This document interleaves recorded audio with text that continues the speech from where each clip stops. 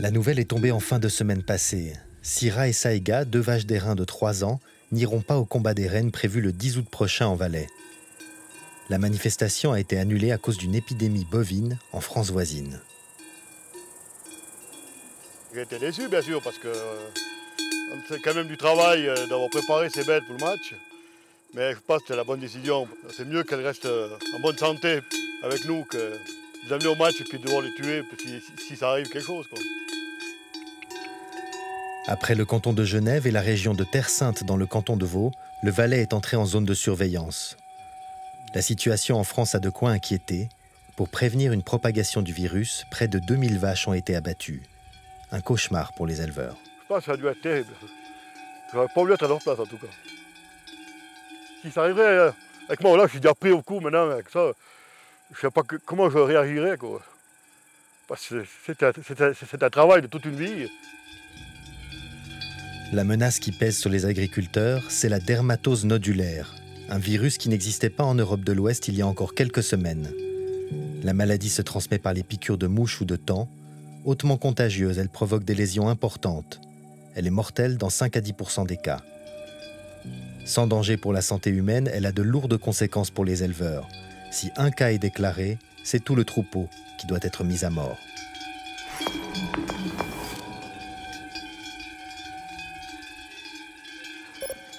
On est bon ? Maman, tu viens aussi pour prendre les marques ? Celles-là, elles sont bloquées. Des vaches vaccinées à la chaîne. 23,95, 03,42, 30,52. Nous sommes à Comugny, dans le canton de Vaud. Une vaccination en urgence a été ordonnée par les autorités pour empêcher la propagation du virus. 03,81. Frédéric Telfser a été mandaté par le vétérinaire cantonal pour mener l'opération. C'est une situation inédite, là, ce qui se passe. Alors, celle-là, oui, parce que cette maladie, on la connaissait que des livres chez nous. On sait qu'elle existe depuis très longtemps, mais on n'avait pas de cas aussi proche. Et puis, elle est connue puisque le vaccin était prêt. Mathias Fallietta élève des partenaises, une race réputée pour sa viande. La famille, les voisins, tous sont venus donner un coup de main.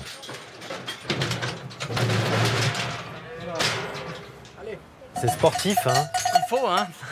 C'est un métier qui réchauffe. Vous avez l'habitude de faire ce genre de choses? On a l'habitude, mais normalement, il y a moins de monde. Quand on fait les pieds une fois par année pour le parage, on est mieux équipé que ça. Là, c'est un peu en vitesse, l'organisation, mais ça va aller. Je voudrais juste ouvrir un peu, sinon elle va reculer. Attends. Aujourd'hui, 112 vaches doivent recevoir l'injection. Vous avez peur? Non, c'est toujours une crainte, disons, mais on est confiant. J'aime mieux être à ma place que l'agriculteur français qui a dû tuer toutes ces bêtes, disons, mais on est proche de la France, hein, par ici, donc on va croiser les doigts pour qu'il nous arrive rien. C'est sur la commune d'Entrelacs, près d'Aix-les-Bains, que tout a commencé. Un premier cas a été détecté le 29 juin dernier. Malgré des mesures de protection, les exploitations voisines sont rapidement contaminées. Cette ferme, c'est celle de la famille Duchesne, établie ici depuis 5 générations.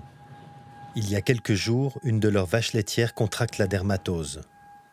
La sentence tombe, le troupeau va être mis à mort. Soutenu par un syndicat agricole et des collègues venus de toute la région, Pierre-Jean Duchesne a tenté de s'opposer à la décision. Pendant plusieurs jours, il empêche les autorités d'accéder à sa ferme. Mais 2 nouveaux cas sont confirmés. L'éleveur qui a repris l'exploitation familiale il y a à peine 3 ans doit se résoudre à abandonner la lutte. L'abattage du troupeau est pour aujourd'hui. Pour éviter tout débordement, des dizaines de gendarmes ont été déployés. Est-ce qu'on a le droit d'aller un petit peu plus loin là? Non. Donc vous êtes là pour empêcher les gens d'entrer? Exactement. Ok, très bien. Pierre-Jean, sa compagne et ses parents ne voulaient pas assister à l'anéantissement de leur troupeau. Seuls quelques membres de la famille sont là, la mort dans l'âme. Vous avez beaucoup de colère. Je suis très en colère. Tu parles des bêtes, celles qui sont abîmées, d'accord, boum, boum. Je sais pas ce qu'ils font penser. Gérard, l'oncle de Pierre-Jean, nous emmène plus haut, assister à la scène. Pierre-Jean, pour l'instant, je discute pas beaucoup avec lui parce qu'il n'a pas envie, quoi. Il est dans le... Dans la souffrance. Ouais.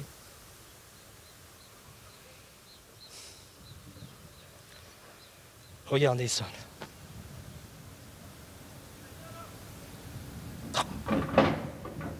En temps normal, vous avez enfin, ces vaches sont un peu partout par là. Et...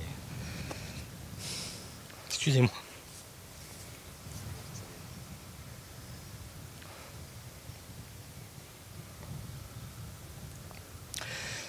Là, ça va être le désert, là.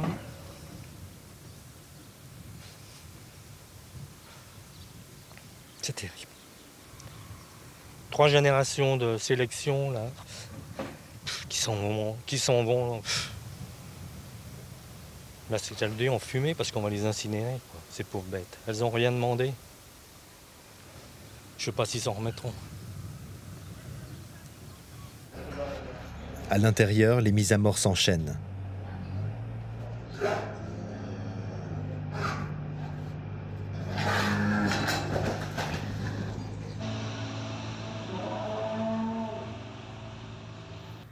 Christian Convert, syndicaliste et éleveur, a tenu à rester. Sorti respirer un peu, il craque. C'est inhumain ce qui se passe. Les éleveurs, ils ne peuvent pas assumer ça. Ils pleurent tous la mesure que les bêtes tombent. Il faudra des heures pour mettre à mort la centaine de vaches de Pierre-Jean Duchesne. L'épicentre de la maladie est devenu une zone sinistrée. En quelques jours, les cas en France se sont multipliés, portant le nombre de foyers à 51. Dans un rayon de 50 km, les exploitations bovines ont été mises sous surveillance. La zone traverse la frontière, obligeant les autorités suisses à intervenir. Une situation qui pourrait évoluer rapidement, comme nous l'explique Martin Reist de l'Office fédéral des affaires vétérinaires. Voilà, aujourd'hui, on est le 30 juillet et la situation se présente comme ça. Voilà ce qu'on fait dès qu'il y a des cas plus proches de la frontière. Par exemple ici, on va faire la zone plus grande et il y aura encore beaucoup plus de parties importantes du canton de Vaud qui seront touchées. Dans les zones concernées, tous les bovins doivent être vaccinés et les déplacer est interdit. L'objectif est de créer un bouclier vaccinal entre les deux pays.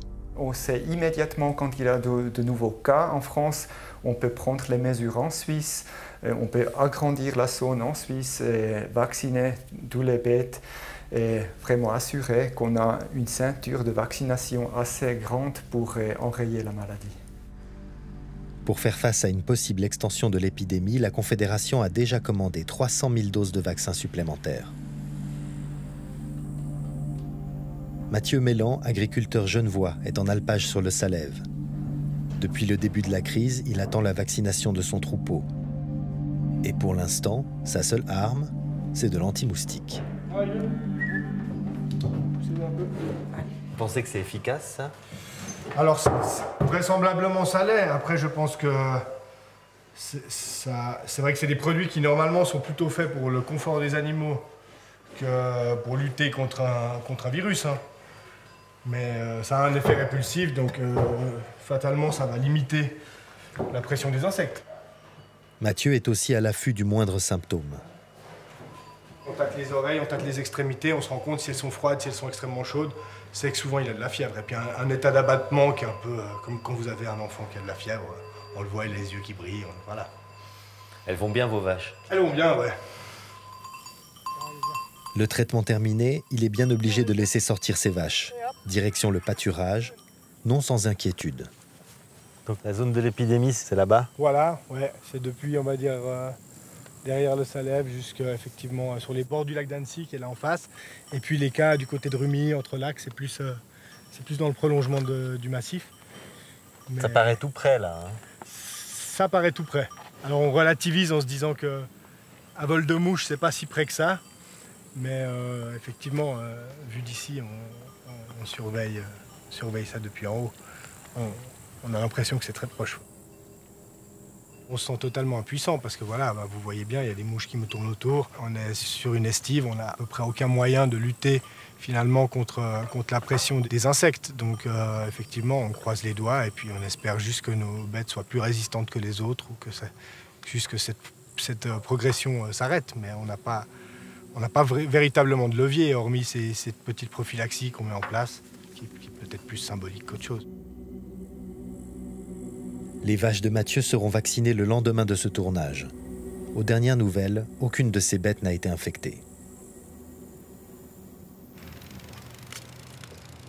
À Genève, l'inquiétude des éleveurs augmente.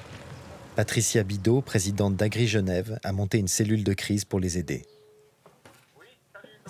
Ouais, bien, bien.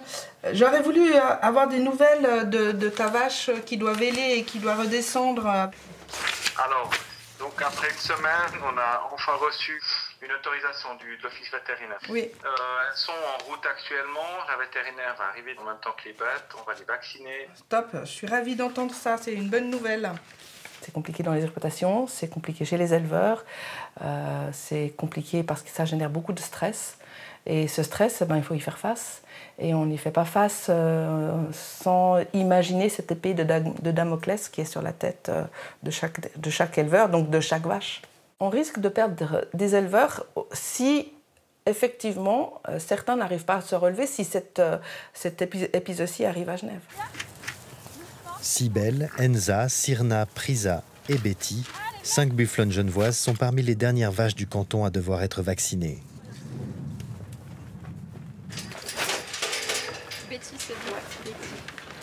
En une semaine, Chloé Maguisson a vacciné près de 900 bêtes. C'est plus rapide que prévu. Voilà, pris ça, c'est bon. Les journées où on a fait des animaux laitiers, c'est vrai que ça a été très rapide. On en a fait passer 600 à la journée. Puis les animaux allaitants, on prend un peu plus de temps, on se laisse un peu plus de manœuvre parce que parfois il faut en rattraper une. Mais on a réussi à boucler vraiment le planning, même de façon plus rapide que ce qu'on pensait. Seulement 5 injections à faire, mais avec des animaux de cette taille, l'opération n'est pas forcément simple. Une des bufflonnes est un peu récalcitrante.